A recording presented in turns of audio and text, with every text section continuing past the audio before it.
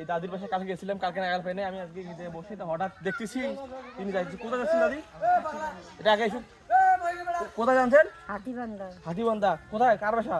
বাসা না, আমি একটু সর করতে যাবো। সওয়াল করতে যাবে তো, তার খুবই অভাব। তার ফ্যামিলিতে একটা আপনার যে মানে এনার যে মানে স্বামী, সে কয়েকদিন থেকে বিছানে আছে, 4 বছর। 4 বছর যাবৎ বিছানায় পড়ে আছে। সো আর বিশেষ করে এই সমস্ত মানুষের পাশে দাঁড়ালে মানুষের ভালো হবে। আমরা তার পাশে দাঁড়াবো, এই চেষ্টা করবো। আমাদের সংগঠন আছে ভিলেজ ডেভেলপিং অর্গানাইজেশন। আর এই ভিলেজ ডেভেলপিং অর্গানাইজেশন পক্ষ থেকে আমরা কালকে আসছিলাম, মাসি দেখা পাই নাই, বাসা ছিল না। কালকে কোথায় গেছিলেন? কাল গ্রামে ঘুরতে গেছিল। সো আমরা কাল এনার বাসায়, যেহেতু আজকে এক জায়গায় যাইতে পারাইছে, কালকে আমরা আসবো। হ্যাঁ, কালকে বাসায় থাকবেন। কখন আসবো?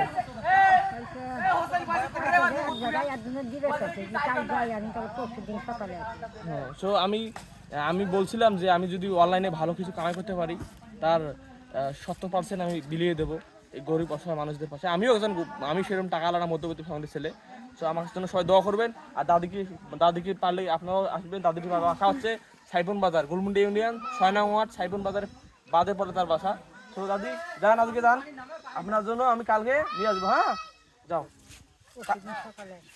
আচ্ছা, আসবো।